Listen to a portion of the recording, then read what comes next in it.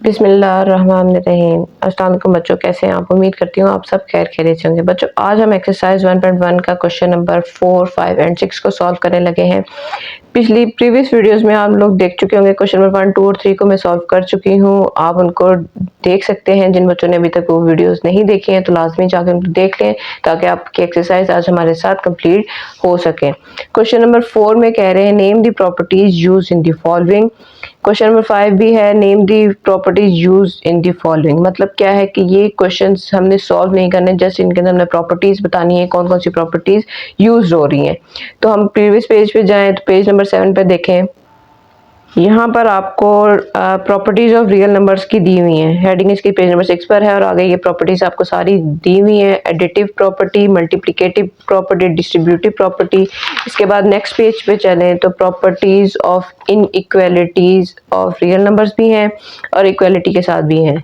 ठीक है, तो ये डिफरेंट टाइप्स ऑफ प्रॉपर्टीज हैं जिनकी डिटेल वीडियो बच्चों में आप लोगों के साथ ऑलरेडी बना चुकी हूँ। अगर आप मेरे चैनल पर जाएं, वहाँ पे जाकर सर्च करें प्रॉपर्टीज ऑफ रियल नंबर, तो आपको डिटेल वीडियो इनके ऊपर मिल जाएगी। आज मैं जस्ट आप लोगों के साथ एक्सरसाइज को सॉल्व करने लगी हूँ जिनके अंदर ये प्रॉपर्टीज यूज होनी है। जो बच्चे चाहते हैं कि उनका तमाम कंसेप्ट प्रॉपर्टीज के मुतालिक क्लियर हो जाएं तो वो लाजमी जाके उस वीडियो को सर्च करके देख लें।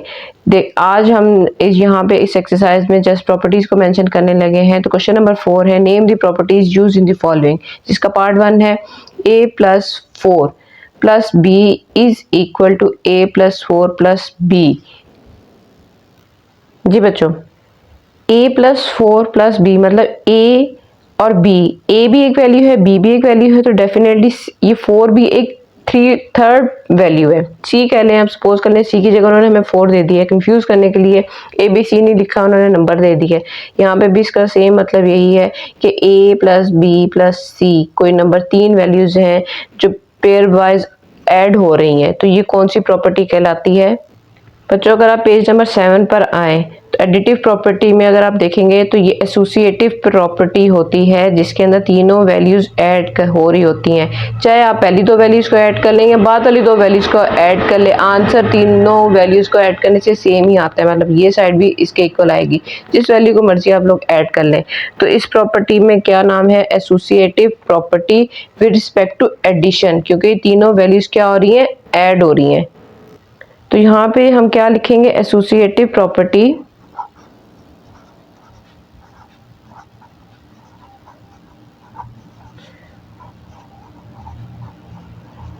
विद रिस्पेक्ट टू एडिशन, क्योंकि ऐड हो रही हैं। ठीक है, सेकंड हमारे पास पार्ट दिया हुआ है उन्होंने square root of 2 plus square root of 3, दो वैल्यूज हैं a plus b is equal to b plus a। मतलब a की वैल्यू स्क्वायर रूट ऑफ 2 है, पहले है और यहाँ पे बाद में है। यहाँ पे b की वैल्यू स्क्वायर रूट ऑफ 3 है, यहाँ पे बाद में थी, यहाँ पे पहली है। तो दोनों वैल्यूज के ऐड होने से आंसर हमारे पास सेम ही आता है। तो बच्चों, ये कौन सी प्रॉपर्टी होती है? ये देखें, कम्यूटेटिव प्रॉपर्टी को अगर आप देखें तो a plus B is equal to b plus a, यानी कि अगर 2 को 5 के अंदर ऐड कर ले, 5 को 2 के अंदर ऐड कर ले तो आंसर हमारे पास सेम ही आएगा। तो यहाँ पे भी हमारे पास वैल्यू सेम ही है। तो इसका मतलब क्या हुआ? हमारी कौन सी प्रॉपर्टी बन जाएगी? Commutative property with respect to addition. Commutative property with respect to addition. Third part हमारे पास दिया हुआ है x minus x is equal to 0। मतलब आपके पास एक नंबर है, कोई भी एक नंबर है, उसके अंदर एक नंबर ऐसा क्या करेंगे कि जिसकी वजह से उसका आंसर हमारे पास 0 आ जाए। सपोज मैंने 2 लिया, 2 के अंदर ऐसा कौन सा नंबर ऐड करूं कि आंसर मेरे पास 0 आ जाए। ठीक है, तो ऐसा कौन सा नंबर है कि हमारे अंदर उसके नंबर ऐड करने से आंसर 0 आ जाए? तो बच्चों, उसका उल्ट होता है। यहाँ पे अगर ये +2 है तो यहाँ पे अगर मैं -2 को ऐड करूँ तो मेरे पास आंसर क्या आ जाएगा? 0 आ जाएगा। तो इसी तरह इस सेम प्रॉपर्टी को अगर देखा जाए बुक में, a plus minus a is equal to 0। मतलब क्या हुआ कि कोई भी नंबर है उसके अंदर उसी को ऑपोजिट को ऐड कर दे तो आंसर क्या आ जाता है? हमारे पास 0 आ जाता है। तो ये यहाँ पे इन्वर्स प्रॉपर्टी है, पर इसको लिखेंगे कैसे? एडिटिव इन्वर्स, क्योंकि ये ऐड हो रही है ना वैल्यूज, तो इसलिए क्या आ जाएगा? एडिटिव इन्वर्स इसका आंसर आ जाएगा। ठीक है। फोर्थ पार्ट हमारे पास दिया हुआ है a plus A multiply by b plus C is equal to A B plus A C. अब a एक वैल्यू है जो कि इन दो वैल्यूज के एडिशन के साथ मल्टीप्लाई हो रही है। दूसरी तरफ क्या है कि दोनों वैल्यूज मल्टीप्लाई हो चुकी हैं और उनको मल्टीप्लाई करने के साथ ऐड करना है, तो उनका आंसर क्या आ रहा है, इक्वल आना है। तो ये कौन सी प्रॉपर्टी होती है? तो बच्चों इसी पेज के एंड पे अगर आप देखें डिस्ट्रीब्यूटिव प्रॉपर्टीज दिए हुए हैं, उसका पार्ट 1 जो है A B plus C, same वही स्टेटमेंट हमारे पास गिवन है, A B plus A C is called left distributive property of multiplication over addition. Multiplication multiply हो रही है वैल्यूज, ओवर एडिशन एडिशन के साथ ऐड होते हुए, ठीक है। तो ये हमारे पास ये वाली प्रॉपर्टी बन जाएगी। पार्ट 5 हमारे पास गिवन है 16 प्लस 0 इज इक्वल टू 16। क्या मतलब वो कोई भी हमारे पास नंबर हो उसके अंदर अगर हम 0 को ऐड कर दे तो हमारे पास वही नंबर ही आंसर रहता है, और ये प्रॉपर्टी होती है हमारे पास आइडेंटिटी प्रॉपर्टी। ये देखिए पेज नंबर 7 के ऊपर आइडेंटिटी प्रॉपर्टी में क्या लिखा हुआ है, a plus 0 is equal to a, मतलब कोई भी नंबर हो उसके अंदर हम अगर हमने 0 को ऐड करना हो तो हमारे पास आंसर क्या आता है, वही नंबर ही आता है। 0 के ऐड होने से सब्ट्रैक्ट होने से नंबर के ऊपर कोई फर्क नहीं पड़ता, उसकी आइडेंटिटी बिल्कुल चेंज नहीं होती, वही आंसर रहता है। तो यहाँ पे हम क्या लिखेंगे, एडिटिव आइडेंटिटी, प्लस कर रहे हैं ना तो एडिटिव आइडेंटिटी इसका आंसर आएगा। पार्ट 6 हमारे पास है 100 multiply by 1 is equal to 100। ऐसा नंबर जिसको हम 1 से मल्टीप्लाई करें तो आंसर हमारे पास वही नंबर ही आता है। अब मल्टीप्लाई हो गया इसमें तो इसके अंदर क्या होगा, ये देखें मल्टीप्लिकेटिव प्रॉपर्टीज में अगर आप लोग जाएं तो आइडेंटिटी में क्या आ रहा है, कोई भी नंबर हो उसको 1 से मल्टीप्लाई कर दे तो आंसर क्या आता है, वही नंबर ही आता है।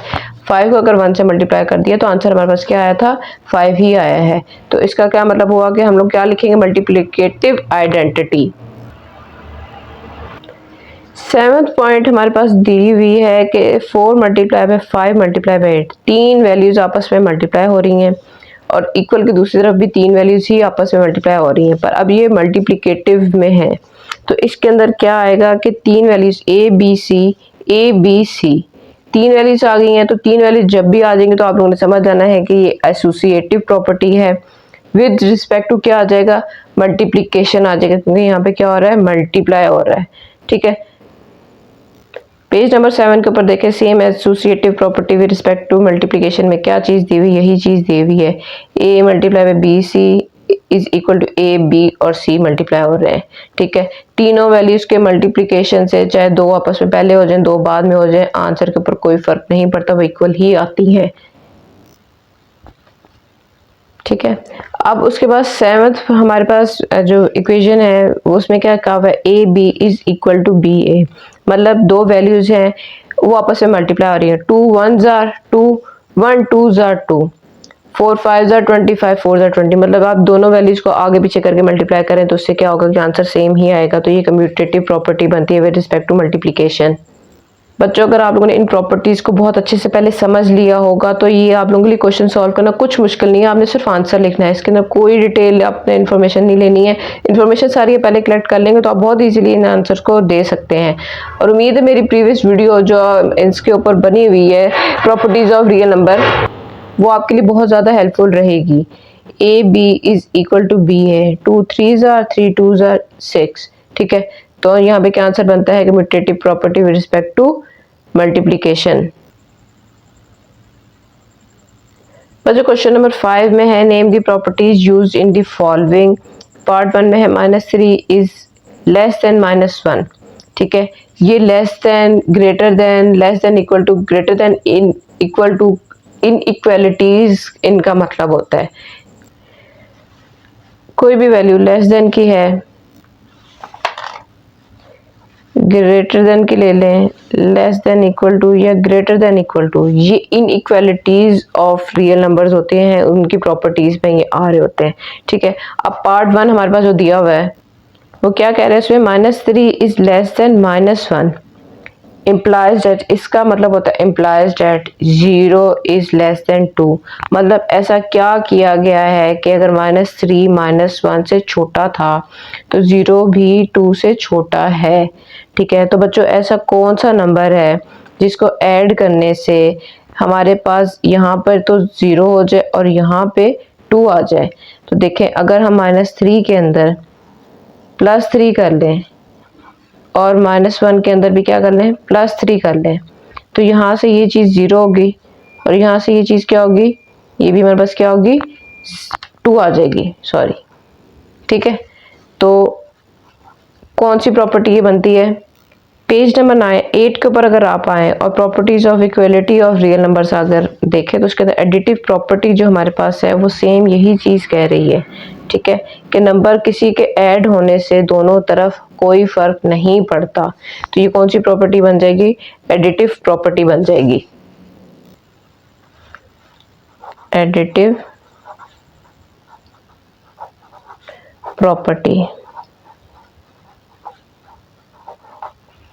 ठीक है, पार्ट 2 हमारे पास दिया हुआ है, if a is less than b then 1/a is greater than 1/b। मतलब क्या हुआ कि अगर a b से छोटा है तो उसका इन्वर्स लेने से, रेसिप्रोकल लेने से, उसकी वैल्यूज को अप एंड डाउन करने से क्या होगा कि वैल्यू चेंज हो जाएगी, साइन चेंज हो जाएगा। मतलब क्या था कि यहाँ पे a के नीचे कुछ नहीं था तो उसके नीचे क्या था, 1 था। जैसे a के नीचे क्या था, 1, इसको जब उल्ट किया तो 1/a आंसर आ जाएगा। ठीक है, और यहाँ पे b था, b के नीचे कुछ नहीं था, उसके नीचे 1 था, जब उल्ट किया, इन्वर्स लिया तो क्या आ जाएगा, 1/b आ जाएगा। जब उल्ट करने से, साइन चेंज करने से, इन्वर्स करने से क्या हो जाएगा, जो साइन छोटा था, ठीक है, वो क्या हो जाएगा, वो बड़े की तरफ कन्वर्ट हो जाएगा। ये प्रॉपर्टी होती है बच्चों हमारे पास। पेज नंबर 9 पे देखें तो रेसिप्रोकल प्रॉपर्टी दी हुई है, सेम वही चीज़ उन्होंने बताई हुई है कि अगर a b से बड़ा है तो a बड़ा है तो क्या हो जाएगा, साइन चेंज हो जाएगा, a छोटा है तो क्या होगा, साइन चेंज हो जाएगा। तो कौन सी प्रॉपर्टी है यहाँ पर, रेसिप्रोकल प्रॉपर्टी।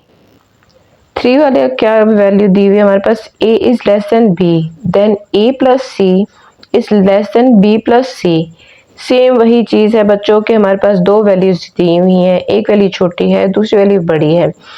किसी तीसरे के ऐड करने से वो वैल्यू पे फर्क नहीं पड़ता। सपोज 2 इज लेस देन 5, इस तरफ अगर मैं 3 को ऐड कर दूं, ठीक है, 2 प्लस 3, 5 प्लस 3, सेम वैल्यूज को ऐड कर दिया, ये क्या हो गया, 5 हो गया, ये क्या हो गया, 8 हो गया। कोई फर्क पड़ा? ये वैल्यू वैसी की वैसी ही बड़ी है जैसे कि यहाँ पे थी। तो ये कौन सी प्रॉपर्टी कहलाएगी? अगर आप ऑर्डर प्रॉपर्टीज में देखें तो ये एडिटिव प्रॉपर्टी कहलाती है। सेम वही चीज़ है, अगर एक वैल्यू बड़ी है तो दूसरे के ऐड होने से साइन पे चेंज नहीं आया। ठीक है, इसी तरह अगर एक छोटी है तो साइन चेंज नहीं होगा अगर दोनों तरफ कोई वैल्यू ऐड हो रही है। Additive property. एडिटिव क्यों? क्योंकि ये ऐड हो रही है ना वैल्यूज, ये देखें, इसलिए ये एडिटिव प्रॉपर्टी बन जाती है।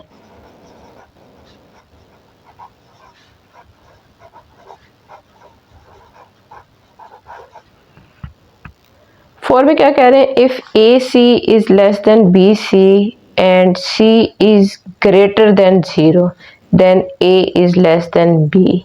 क्या मतलब हुआ कि c की वैल्यू बच्चों हमारे पास ऐसी है जो कि 0 से बड़ी है। 0 से बड़े होने का मतलब क्या हुआ कि वो कोई भी पॉजिटिव नंबर हो सकता है जो 0 से बड़ा है, 1 2 3 कोई भी नंबर हो सकता है। अब a b की कोई भी वैल्यू आप ले लें, ठीक है, a की वैल्यू हमने ले ली 1, b की वैल्यू ले ली 2, c कोई भी नंबर है जो इसके साथ मल्टीप्लाई हो रहा है, 2 को मल्टीप्लाई कर लें, ठीक है, 0 से बड़ी लेनी है ना तो 2 को ले लिया, 2 1 जार 2, 2 2 जार 4, साइन पे चेंज नहीं आएगा, 4 बड़ा ही है।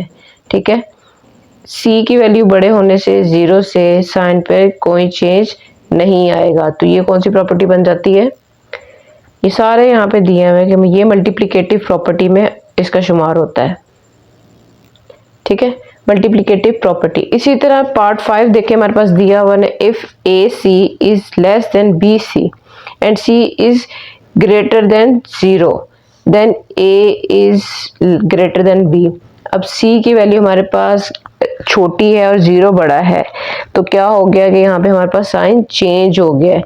तो यहाँ पे भी क्या आ जाएगा, हमारे पास मल्टीप्लिकेटिव प्रॉपर्टी आ जाएगी।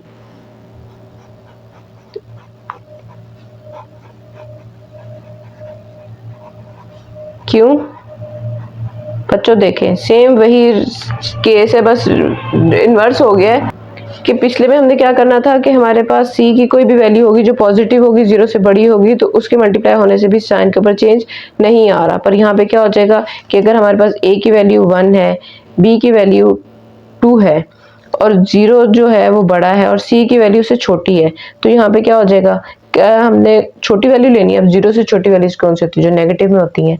तो नेगेटिव में होने से क्या हो जाएगा कि -2 इधर भी मल्टीप्लाई हो जाएगा, -2 इधर भी मल्टीप्लाई हो जाएगा, 2 -2 और ये -4। अब देखने में तो 4 आपको बड़ा लग रहा होगा, 2 छोटा हो रहा होगा, पर बच्चों यहाँ पे क्या होता है, जो वैल्यू ओरिजिन के 0 के जितनी पास होती है नेगेटिव साइड में, वो उतनी ही बड़ी होती है।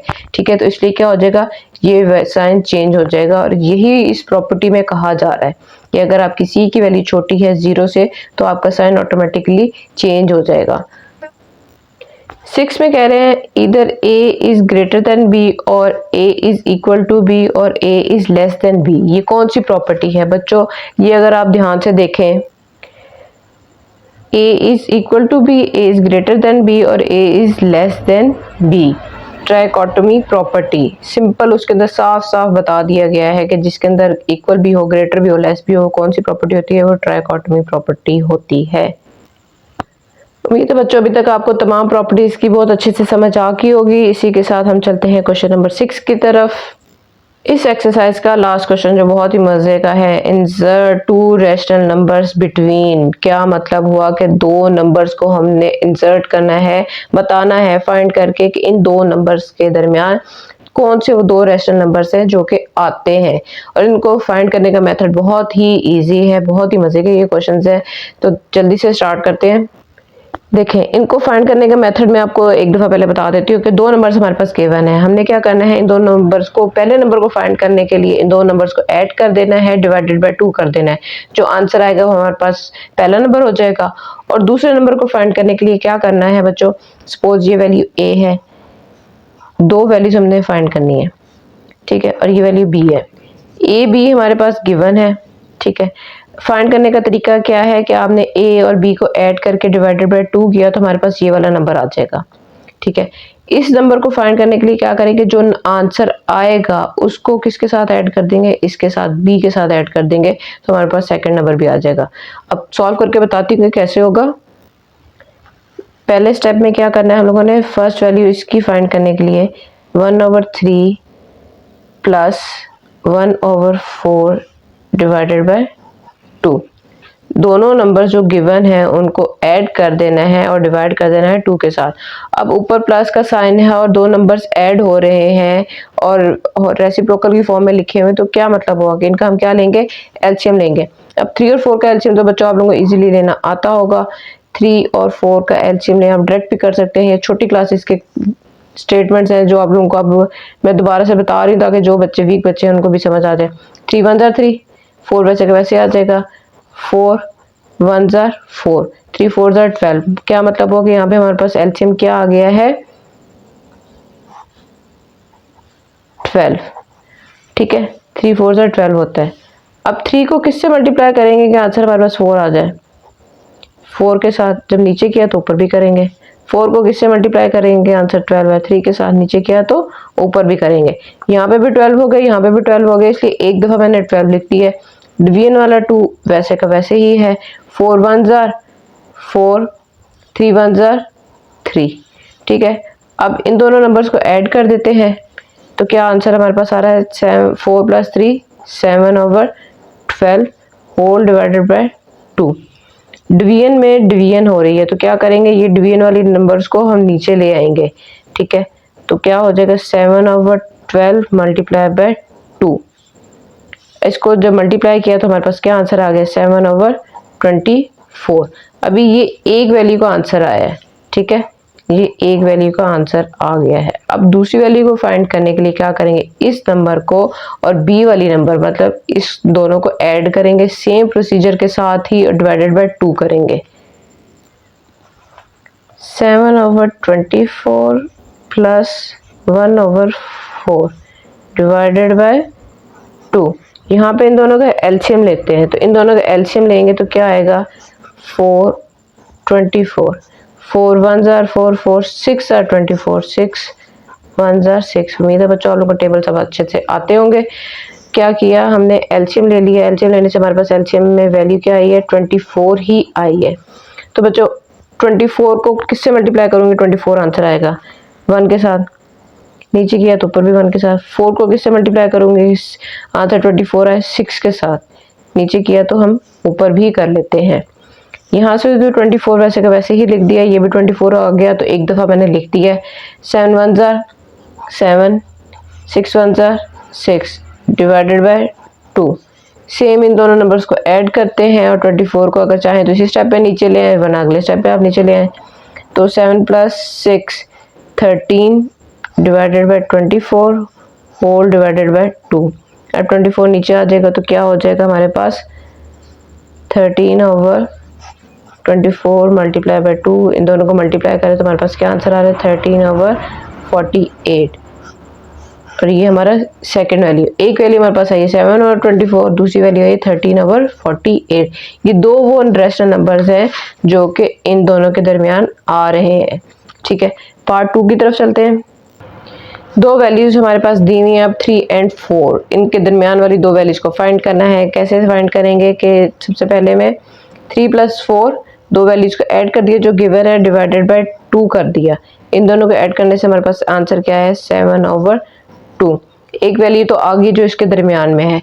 दूसरी वैल्यू को फाइंड करने के लिए इस वाली वैल्यू को किसके साथ ऐड कर देंगे, सेकंड वाली वैल्यू के साथ। 7/2 + 4 जिसके नीचे कुछ नहीं होता उसके नीचे 1 होता है, होल डिवाइडेड बाय 2 कर दिया। यहाँ पे एलसीएम ले लिए, सिंपल एलसीएम हमें पता है यहाँ पे 2 आ रहा है, तो 2 को 1 से मल्टीप्लाई करेंगे तो हमारे पास 2 आ जाएगा। 1 को 2 से करेंगे तो हमारे पास क्या आंसर आ जाएगा 2 आ जाएगा। टोटल एलसीएम हमारे पास आया है 2। 7 1 जार 7 + 4 2 जार 8 होल डिवाइडेड बाय 2। इसी स्टेप में ऐड करके 2 को नीचे ला के मल्टीप्लाई कर दें, अदरवाइज आप लोग स्टेप बाय स्टेप भी चल सकते हैं। 7 + 8 होता है हमारे पास 15।